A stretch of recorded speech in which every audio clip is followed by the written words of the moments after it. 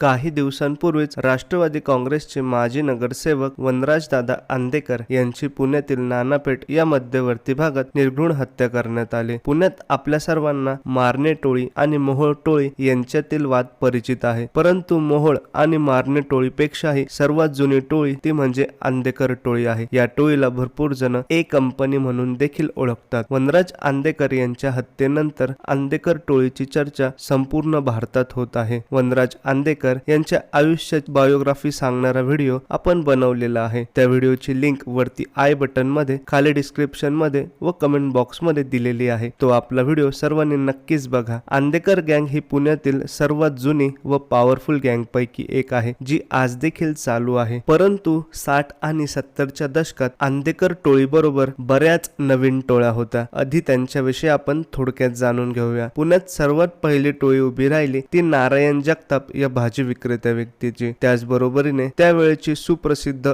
अप्पा तारू टोळी, तसेच रामपुरी ब्रदर्स, जान मोहम्मद पठाण टोळी, सोमा लांडगे गँग, अकबर खान ग्रुप, अनिल अल्हड गँग, चंगा थोरात गँग, त्याचप्रमाणे अप्पा थोरात गँग आणि धोंडीबा अण्णा मिसाळ व मक्खन दादा मिसाळ अशा अनेक टोळ्या, अनेक गँग पुण्यात सक्रिय होत्या. या सगळ्या टोळ्यांचे म्होरके पुण्यातील सुप्रसिद्ध हॉटेल व्यावसायिक असणारे प्रदीप सोनवणे उर्फ पद्या सोनवणे यांच्या हॉटेलवर जायचे. लोकांच्या म्हणण्यानुसार सगळी सूत्रे प्रदीप सोनवणे यांच्याकडून हलवायला व्यक्ती शिकले होते. या सगळ्या टोळ्यांप्रमाणेच आंदेकर टोळी पुण्यातील मध्यवर्ती भागात पेठ परिसरात सक्रिय होती. आता आपण जाणून घेणार आहोत आंदेकर टोळीची सुरुवात कशी झाली, तसेच माळवतकर टोळी व अपतारू टोळी यांच्याशी आंदेकर टोळीचा वाद का आणि कसा झाला होता. 1970च्या सुमारास आंदेकर टोळीची सुरुवात झाली. जुने कपडे घेऊन त्याच बदल्यात नवीन भांडी देणे हा आंदेकर कुटुंबाचा प्रमुख व्यवसाय होता. आंदेकर टोळीची सुरुवात बाळकृष्ण व्यंकटेश आंदेकर उर्फ बाळू आंदेकर यांनी केली. त्यावेळेस बाळू आंदेकर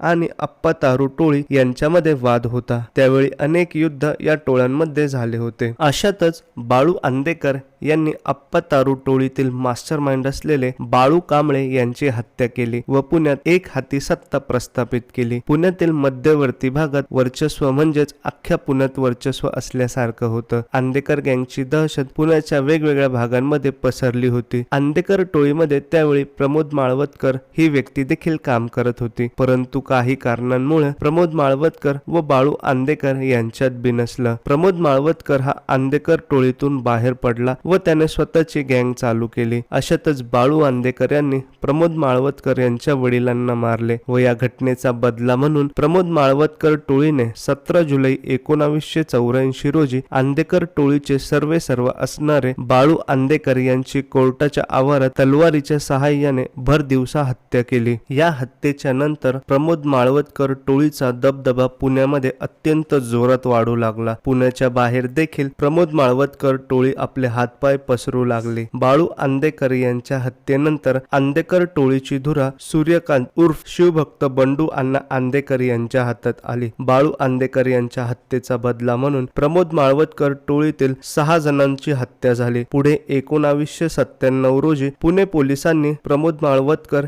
यांचा एन्काउंटर केला. अशातच 1996 सालच्या पुणे महानगरपालिकेच्या इलेक्शन मध्ये आंदेकर कुटुंबातील तब्बल 4 जण नगरसेवक म्हणून निवडून गेले आणि त्याच वेळी 1997 ते 1998 साली पुण्याचे महापौर पद बाळू आंदेकर यांच्या भगिनी वत्सलाताई आंदेकर यांनी भूषवले आणि पुण्याच्या राजकारणात आंदेकर कुटुंबाचा दबदबा सुरू झाला. सूर्यकांत आंदेकर यांचे भाऊ उमाकांत आंदेकर व रमाकांत आंदेकर, तसेच गणेश आंदेकर व उमाकांत आंदेकर यांच्या पत्नी लक्ष्मी आंदेकर हे 4 जण नगरसेवक झाले. त्यानंतर बंडू आंदेकर यांच्या पत्नी व वनराज आंदेकर यांच्या आई राजश्रीताई आंदेकर या सलग 2 वेळा नगरसेवक झाल्या. तर आत्ताच्या 2017च्या महापालिकेच्या निवडणुकीमध्ये वनराज आंदेकर हे नगरसेवक म्हणून निवडून आले होते. मधल्या काही काळात सूर्यकांत बंडू आंदेकर यांना एका खुनाच्या गुन्ह्यामध्ये जन्मठेपेची शिक्षा झाली. ते जेलमध्ये गेले व त्यानंतर आंदेकर टोळीची सूत्रे त्यांचा भाऊ उमाकांत